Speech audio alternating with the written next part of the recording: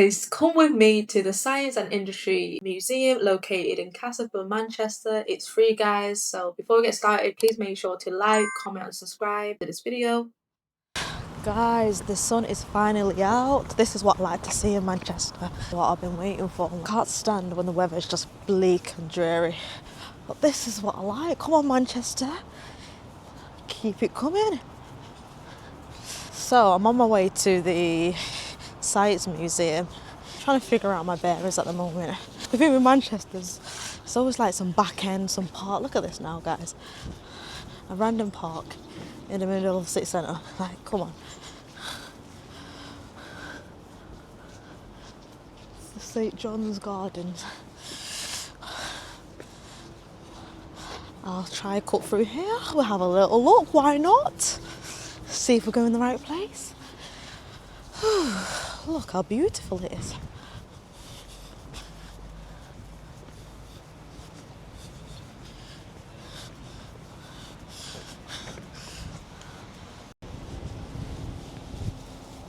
Good thing about walking is that you can randomly end up in like random places. So it's a good experience just to walk, get about. You don't know what you might see when you're actually going to places in Manchester. Ooh, I think I'm here. Yes, I am on the right road. Oh, let me.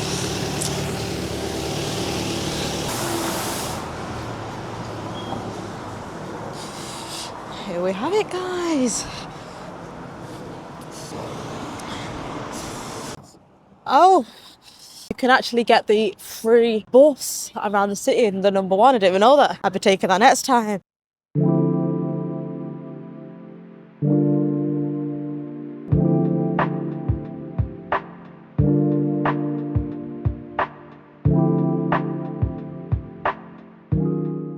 So guys, I just made it to the Science Museum. They did say it's free to enter, but you can also leave a donation. I feel a bit bad because I didn't leave a donation, but I might leave one when I leave.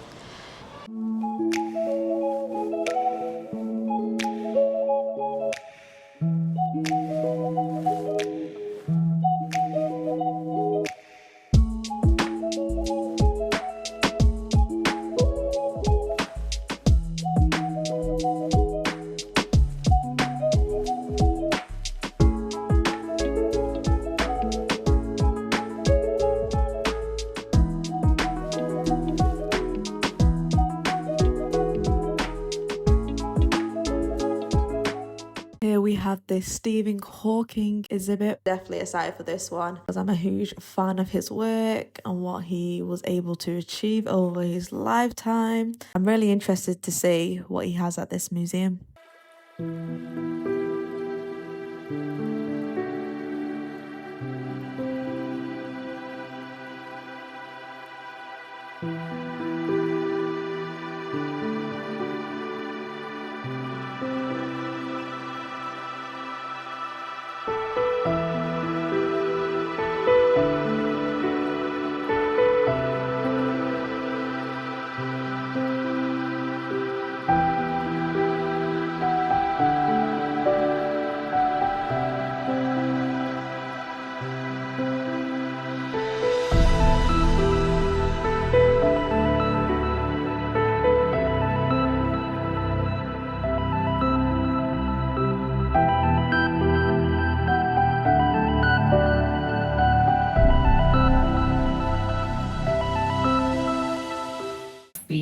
Guys, this is a room dedicated to Stephen Hawking, and I don't know if you know him, but he's one of the best science geniuses out there. But if you haven't already watched the movie Theory of Everything, guys, I think it's one of the only movies in my life that I cried watching. That is such a sad movie. It's a movie about his life, but I definitely recommend you watching it. The actor who played Stephen Hawking in that was amazing.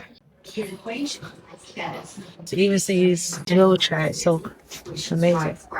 How the universe works on these large scales. Quantum theory, which describes a very small scale things on the planet.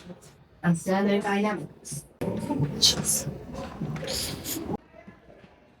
You know, I didn't even expect to see a Stephen Hawking's room, and that was actually one of my favourite bits. The adversity that that man went through in my days, and he still was committed to do research. Like, shows the dedication that people do. So there's no excuses, guys. Like, the man was in a wheelchair, paralyzed from, like, I think it was the neck down, and he still went to university. I think he went to Oxford University and still did the research. Still did let being in a wheelchair stop him for what he wanted to do in life, and he lived a fulfilled life whilst being in that wheelchair. So yeah, guys, this just goes to show anything you want to do in life, go out there and make it happen. Don't make any excuses. Realize, guys, this is actually the Science and Industry Museum. I just thought it was the Science Museum, but yeah, it's interesting to learn about the history of Manchester. It's very interesting.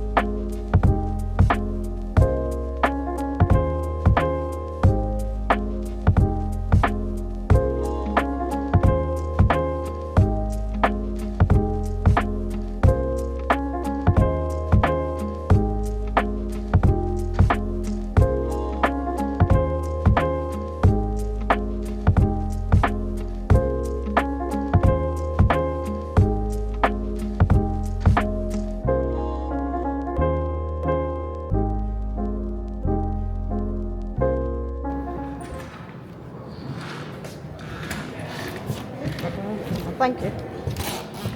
So guys, I've just stumbled across the industry section and I feel like I've just stumbled on a set of Peaky Blinders. So guys, this is an insider look to what the cotton mill in Manchester looked like in the 18th and 19th century. For those who didn't know, Manchester was the world's first industrial city, and it was even nicknamed Cottonopolis. It was mainly called this because Manchester became the centre of the global cotton industry. It was processing and spinning cotton that was imported mainly from America, India and Egypt. By the mid-1800s, Manchester and some of its nearby towns had over 100 cotton mills. Mills in those times were often powered by water, but Manchester was one of the first cities to switch to steam power, which allowed mills to run all year round. I may be biased, guys, but that's why I think Manchester is one of the best cities in the UK, because we were ahead of our time. You know, we are the trendsetters. Debate with yourselves, guys. I already know which city is the best in the UK. We definitely can't forget the awful working conditions working in these mills. Even children worked in these mills. And in these factories, the machines were very loud, very hot, and just dangerous to be around and work with. A lot of these workers used to spend 12 to 14 hours a day, 6 days a week, working in these kinds of environments. The cotton dust that used to come out of the machines used to cause a lot of lung disease. So it wasn't a great environment to be in, and especially they used to have kids working in these mills from 5 to 6. Because they were smaller, they had them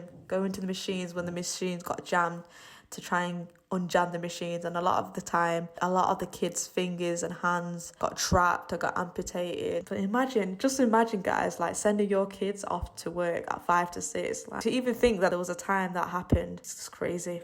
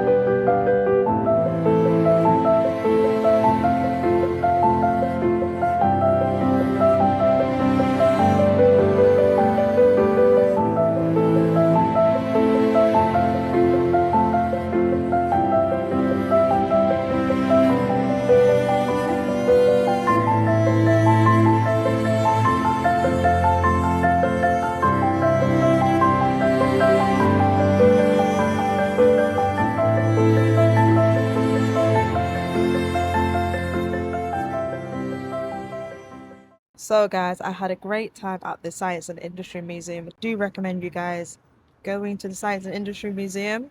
It's free, and also if you want to give a donation, you can. My favorite bit was like the cotton mill section. I got to see what a cotton mill looked like. You always see pictures of cotton mills, but you don't actually get to see what one actually looked like. So it was actually interesting, and it was also interesting to learn a bit more about slavery and the process of cotton, really, in Manchester particularly. So that was interesting. So before you go, guys, please make sure to like, comment, and subscribe, and I'll see you guys in the next video.